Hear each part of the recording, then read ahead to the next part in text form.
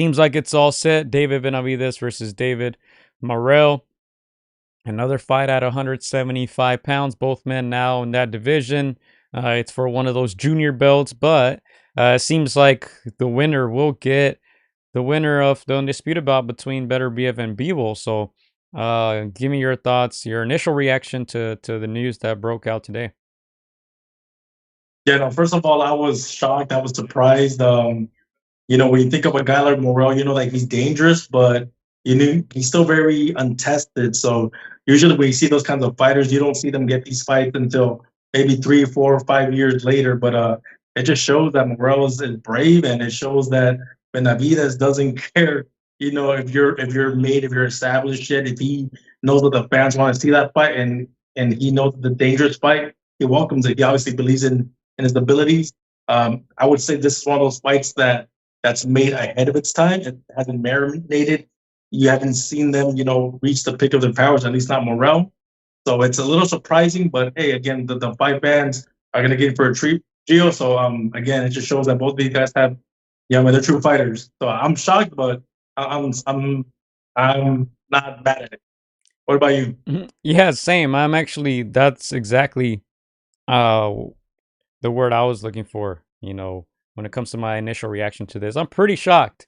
David Benavidez isn't a guy known for taking tough fights. He's 27 years old, just kind of starting to hit his stride. And now he's facing a guy with 11 fights. David Morrell, who honestly we don't know as of now if he's the real deal. As you see there, 11-0, 9 KOs, 26 years old, Cuban fighter. Of course, we know those guys have extensive amateur experience, a great amateur experience, I would say, average professional experience, I must add. We don't know much about Morrell. He only has 11 fights, as I said.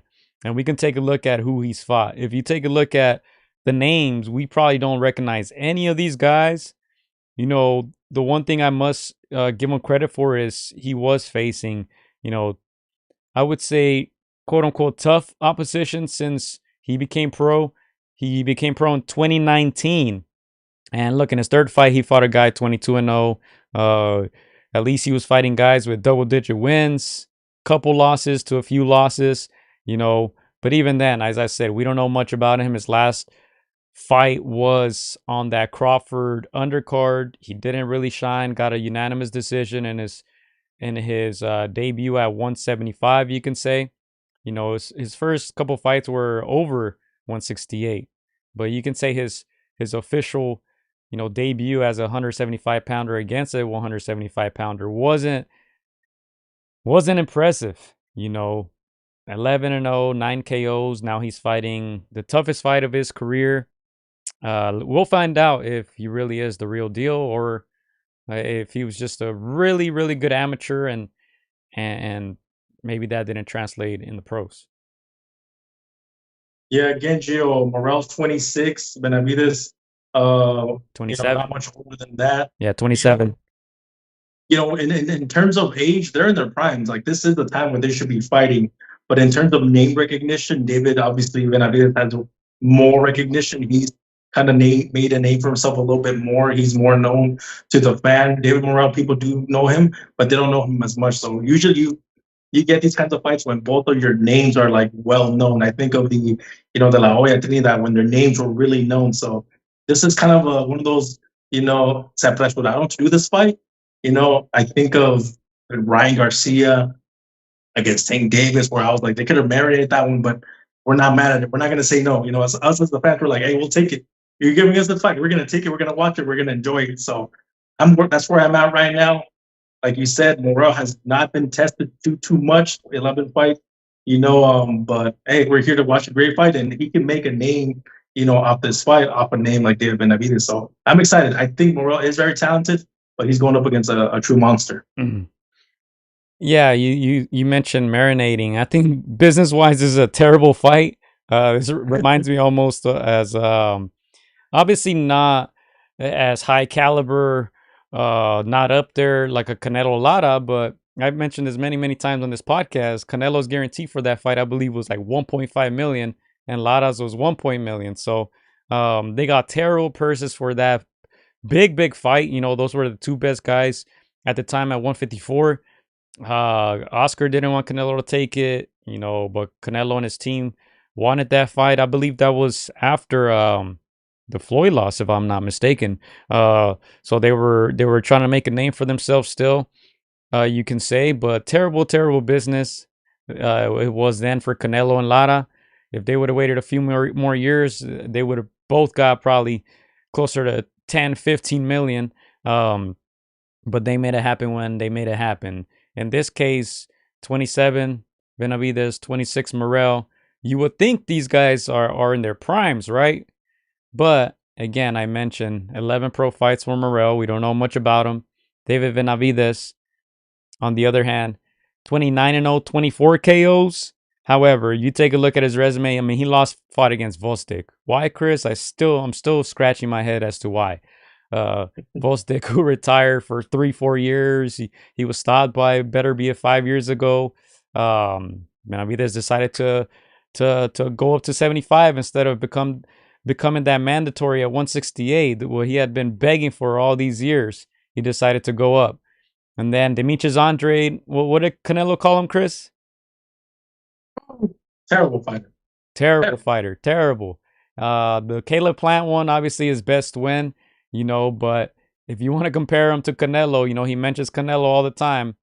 Canelo stopped Caleb Plant, probably not even top 5, top 6, not even top 7 best wins, in my opinion, for Canelo. But hey, that's David Benavidez's best win to date. You know, and before that, David Lemieux, why did he fight him? Not sure why. Before that, you see the names, you know, guys who had couple to several losses already. I like the Romero Alexis Angulo fight. Unfortunately for him, he lost his belt. Didn't make weight on that one. So wait, was it that one? I believe it was that one, right? Yeah, I think he weighed in right here at 170 and over 170, and that was he blamed like COVID. He didn't have access to a sauna or whatever he was saying, but he was way overweight in that one. Kind of overshadows the good win that it was. And before that, I guess Gavril, he got dropped in one of those fights. Terrell, I mean, these are all fights that he was supposed to win, right? He's finally getting into these competitive fights, you can say. None of these guys have really put up a challenge for Benavidez. We'll see if Morrell can do that. And that's really the biggest question, right? Does Morrell have a chin? We haven't really seen him get hit. Does he really have power? Yeah, he has 9 KOs, but look at who he's fighting. So I think this fight is going to answer a lot of questions. We'll have to wait and see if this is even the headliner, Chris. Last time out, Benavidez was the co-main event. He wasn't even the headliner. They haven't named the location. They haven't named a date. So I think we're going to have to wait and see, because right now, Chris, they'll probably sell a couple thousand tickets. I'm not going to lie. You know, no, I don't know many people who have paid to watch a Morrell fight. A lot of his fights have been in Minnesota. Where does PBC randomly put these cards, Chris? Like if you look at a lot of these cards, obviously the last one was in LA, Minneapolis, couple in Minneapolis. Look, he's fought most of his fights in Minneapolis. Not sure why. Oh, let me pull up the screen. Look at that. He has all these fights in Minneapolis. I mean, obviously he's not the headliner or anything, Morrell, but still, he as a Cuban fighter, obviously already at a disadvantage, doesn't really have that fan base. But yeah, like I said, I'm curious more to see if this is even going to be a headliner, Chris. Again, Gio, Dave Morrell only has 11 fights. It's not too common to see, somebody with that many fights get these kind of, fight, like these kind of opportunities. Do you think this one is an ill advised for Morrell, or do you think it's ill advised for Benavidez? Oh man, I think more so for Benavidez, I would say. For Morrell, like, hey man, you in a way you won the lottery. You're a Cuban fighter. You're not even supposed to make it this far. Obviously, we know all the political struggles that they go through and the challenges and them not able to leave their country. You know, he's 26 years old. He's getting a decent a decent amount of quote unquote fame, I would say, by attaching his name to Benavidez, to Canelo. You know, I think he's done a good job in that regard. at 26 to get a fight like this, that's already faster than Benavidez. Benavidez 27. Well, he was probably 26 when he got the Caleb Plant fight, but I think for Morrell, unless you get brutally hurt, I think this is a win. Because it seems like he's still gonna have a long career. And for Benavidez, man, this is a high risk. I would say very low reward because he's probably not Yeah. gonna get the biggest of bags. A lot of people don't know who Morrell is in the mainstream. Obviously, boxing fans do, but um, people are going to be questioning his resume, even though Morrell is a tough fighter. So Benavidez has to win this fight, or else I'm not sure that he even gets a crack at Bevo, better be if whoever wins, and I don't know if he gets a crack at Canelo either. So for Benavidez, is a must win. You're fighting a guy with 11 fights. We criticized Crawford for doing that against Madrimov. Benavidez kind of doing the same thing. But this is it should be a tough fight. I think Benavidez it should be the big favorite in this one. But it's a must win for him. If he's not able to get through Morrell, I mean, this is almost career suicide. You're fighting a guy with that few fights, with basically no fan base, taking a big risk, uh, putting that bag at risk. It's a must win for him. So yeah, I think for David Benavidez, there's higher stakes in this one. Yeah, no, I agree that this is a high risk, little reward for David Benavidez. I think him having the bigger name, more accolades, more recognition, more experience. I'm a little shocked that he decided to pick on David Morrell. Maybe there was an opponent out there. I don't know. I don't think there's a shortage, especially at 175. But maybe at this point in time, maybe he saw this guy. He's like, hey, I can beat him. I do give the David Benavidez camp some props. I think they got some cojones. They're probably the camp that are taking some of these fights that somebody as a manager would not advise. Like maybe we don't take that fight. You're too big of a name to take a risk like this. So I got to give them props. Them, the Riot team, them taking fights that are like, maybe we take a different route. But I'll give them that props. I agree with Morrell. He's got very little to lose. Just having only 11 fights, going against a big name like David Benavidez, even in defeat, his stock can go up just because he doesn't have that experience. But I'm gonna play devil's advocate, Gio. I'm gonna say maybe it's not advisable for him, with only 11 fights that's early, in my opinion, to take on a guy like David Benavidez. He could get seriously hurt. I do believe he believes in his abilities, his size, his reach. He's got a longer reach than David Benavidez. So, he's got some intangibles that makes him think that he should win this fight. But it's a dangerous fight as well for him.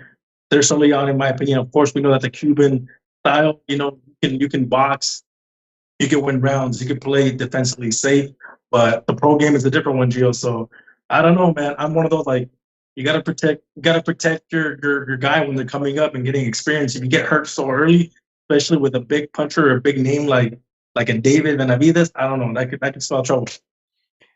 I agree. I agree with that as well. And I think I must add also shocking for PBC to make this fight happen. They're basically throwing away one project, Chris. It's going to be the David Benavidez project or the Morrell project. Um, I'm shocked. They usually do not give us these type of fights. Who's tank fighting, Chris? Lamont, I think. Lamont Roach. Like those are the type of fights that PBC gives us, right? It's a side that is much highly favored than the B side. So I'm like I said, I'm still shocked that this fight is gonna happen. They better name a location and a date soon, Chris, or I'm gonna start not believing this.